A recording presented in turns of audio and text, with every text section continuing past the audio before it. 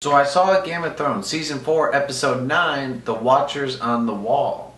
Hi everyone, I'm Brandon Prosek and this is the So I Saw Show, returning to you to Chicago after taking a little bit of vacation last week. Anyway, let's jump right into it. Lots to talk about this episode. Everyone's going to be comparing it to Season 2, Episode 9, Blackwater, because this episode took place all in one central location and featured, of course, a big battle. Start off with the bads, talk about those, get those out of the way, and then talk about all the goods. So the first bad thing, and I feel like a lot of these are going to be nitpicky or little things that aren't that big of a deal, and I'm going to sound like an annoying person on the internet complaining about The last time we saw Mance Rayder, he gave the big line that, we saw in the trailers all last year and everything. He said, he's going to light the biggest fire the North has ever seen.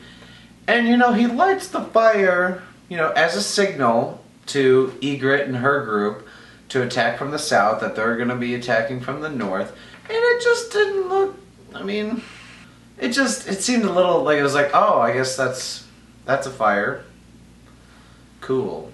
Another bad thing, just talking about that Mance Rayder wasn't in this episode, and there really wasn't an explanation why.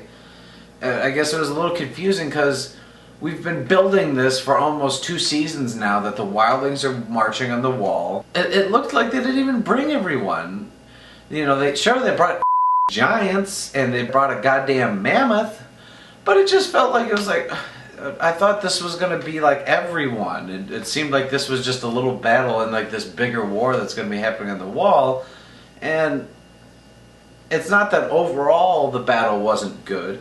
It just felt like, I would have wanted to, I guess, have more of a clarification why Mance Rayder wasn't there. Why wouldn't he send everyone? The last bad thing for me, and a lot of things I brought up over the course of this season, is, I like when episodes have good endings. And sure, a lot of shit happened this episode, but when we got to the ending, it was a little confusing. Jon Snow just says that he's going to go to try to find Mance.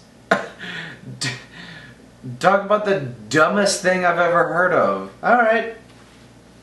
It was nice being back at the wall and everything, kind of being in charge, but I'm gonna go try to find Mance. Why would he want to meet with you? Alright, now let's jump over to the good side of things.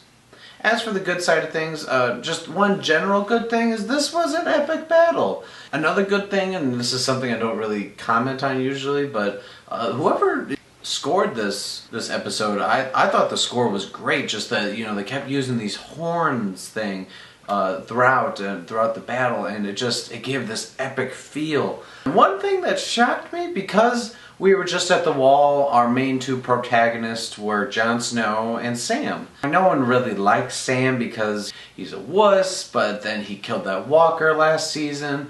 But in this episode, he becomes a man. Gilly gets back and he just straight up kisses her and says, I'm coming back to you. F the rules, y'all. Fuck them. Kill some shit and I'm gonna come back to my woman.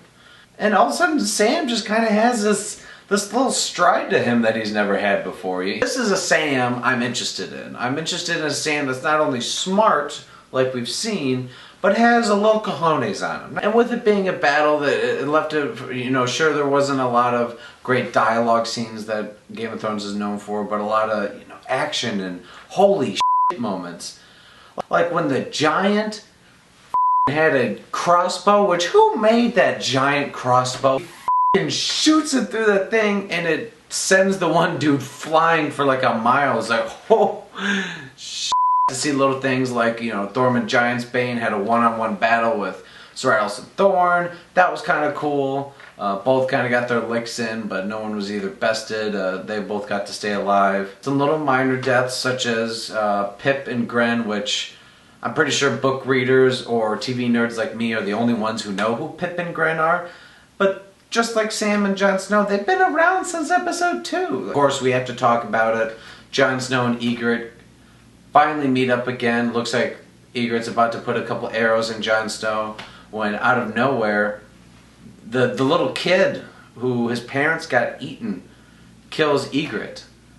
Who kills Ygritte? And then he had a little smile on his face. That dude's gonna be the next Joffrey or the next Ramsay Snow. One of the final good things is we got to see our boy Jon Snow. Just a lot more cold, and he seemed just more adult and matured by everything he's been through. Seeing him leading and seeing him just kill like 5 people or whatever, it's just a little bit iffy on what are they gonna do. Is Jon gonna stop or prevent a future battle or what? I'm not sure if this is exactly how it played out in the books or what. It was an overall good battle. I liked the episode. Sure, there were some slow moments in the beginning before it all got started, but once started hitting the fan, it started hitting the fan. But yeah, comment below, let's discuss. If you want to check me out on Twitter, my Twitter's right there below. If you click that big red button right below that, you can just subscribe to my Entertainment Buffet page, check out all my reviews, both for TV shows, movies. I have some links down below in the description. You can check out my reviews also on moviepilot.com. Alright guys, thanks for watching.